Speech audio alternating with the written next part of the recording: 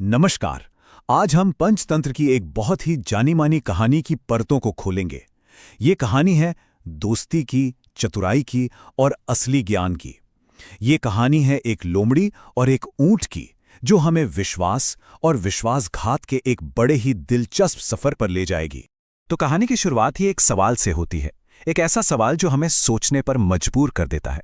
एक चालाक दोस्त और एक नासमझ दुश्मन, इन दोनों में से ज्यादा खतरनाक कौन है? और यही सवाल है जो हमें इस कहानी के किरदारों को समझने में मदद करेगा। तो चलिए, कहानी शुरू होती है एक घने जंगल से, जहां माधव नाम का एक भोला भाला ऊंट रास्ता भटक गया है। और यहीं पर उसकी मुलाकात होती है चंद्रा से, जो एक बेहद चालाक लोमड़ी है। अब इन दोनों किरदारों में जमीन आसमान का फर्क था।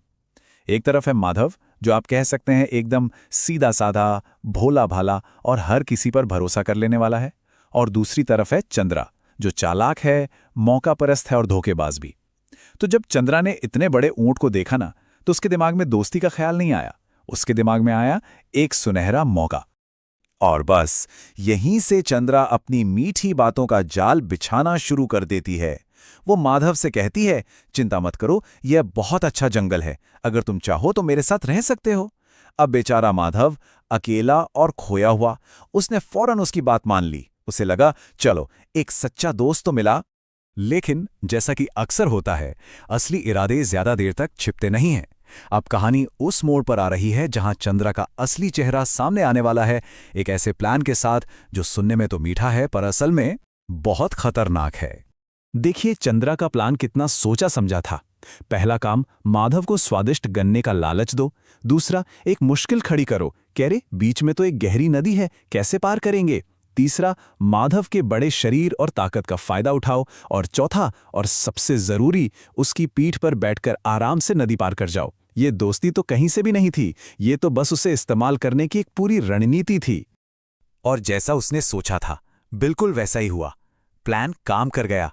माधव उसे अपनी पीठ पे बिठाता है, नदी पार ले जाता है और दोनों गन्ने के खेत में पहुंचकर मजे से दावत उड़ाने लगते हैं।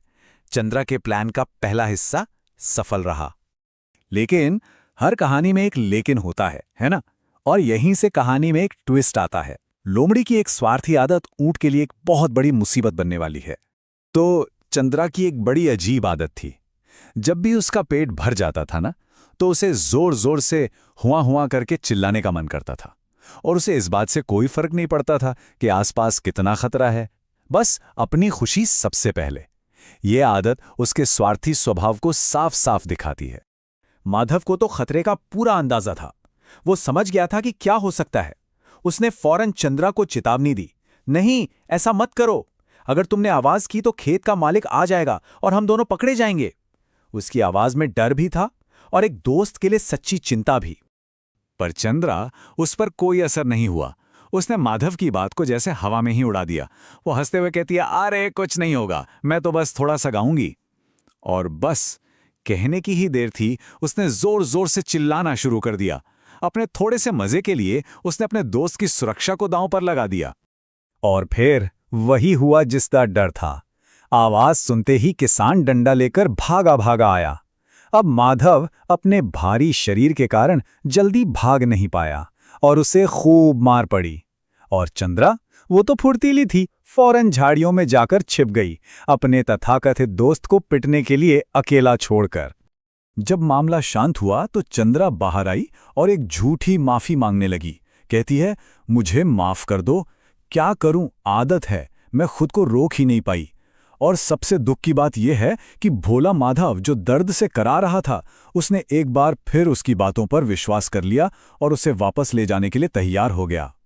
पर अब कहानी अपने क्लाइमैक्स पर पहुंच रही है, क्योंकि इस बार माधव पहले जैसा भोला नहीं था।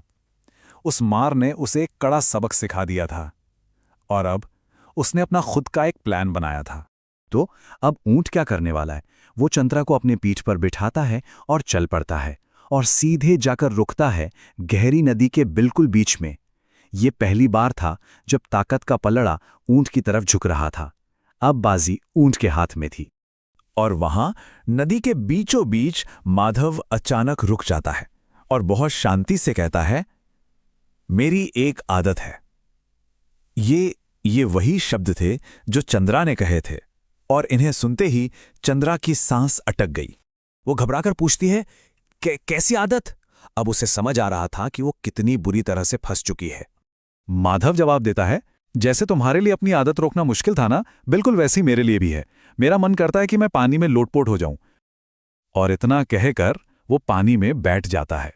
ये बदला नहीं था, ये एक सबक था जो उसी की जबान में सिखाया गया था। और बस चंद्रा ठंडे पानी में जा गिरती है और जैसे तैसे हांफते कांपते डरी सहमी हुई वो किनारे पर पहुंचती है।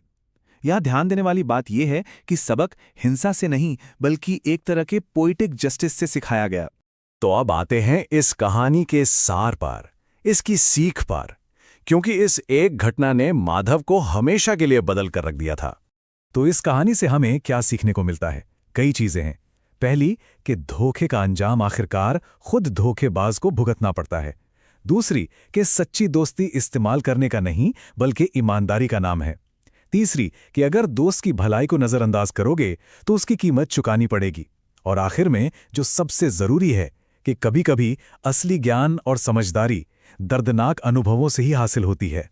कहानी के आखिर में माधव ने चंद्रा को माफ तो कर दिया, लेकिन उसने फिर कभी किसी पर आंख बंद करके भरोसा नहीं किया।